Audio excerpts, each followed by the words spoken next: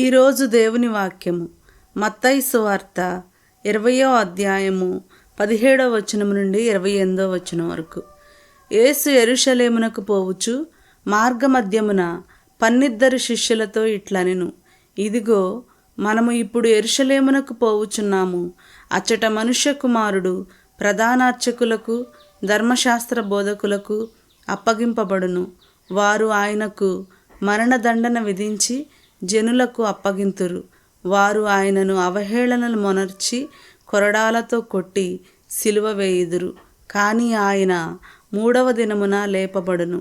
అంతటా జబదాయి కుమారుల తల్లి తన కుమారులతో యేసు వద్దకు వచ్చి మోకరించి ఒక మనవి చేయబోగా, నీ కోరిక ఏమి అని యేసు ఆమెను అడిగెను.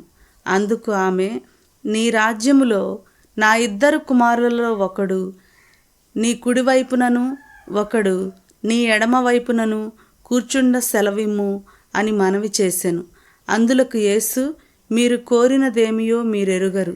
నేను పానము చేయు పాత్రము నుండి మీరు పానము చేయగలరా అని పలుకగా, చేయగలము అని వారిరువురును సమాధానమిచ్చిరి.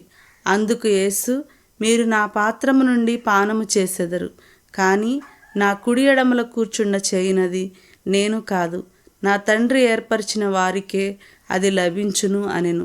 తక్కిన 10 శిష్యులు దీనిని వినినప్పుడు ఆ 2 సోదరులపై కోపపడిరి. యేసు శిష్యులను కూడబిలిచి వారితో ఇట్లనెను, ఈ లోకమున పాలకులు ప్రజలను నిరంకుశముగా పరిపాలించుచున్నారు. పెద్దలు వారిపై అధికారము చలాయించుచున్నారు. ఇది మీకు తెలియను కదా. కానీ మీరిట్లుండరాదు.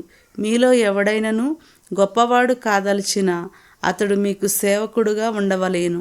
మరియు మీలో ఎవడైనను ప్రథముడు కాదలిచిన అతడు మీకు దాసుడై ఉండవలేను. అట్లే మనుష్య కుమారుడు సేవించుటకే కానీ సేవింపబడుటకు రాలేదు. ఆయన అనేకుల రక్షణార్థము తన ప్రాణమును ధారపోయుటకు వచ్చును. ఇది క్రీస్తుని సువిశేషము. క్రీస్తువా మీకు స్తుతి కలుగునుగాక. ఆమేన్.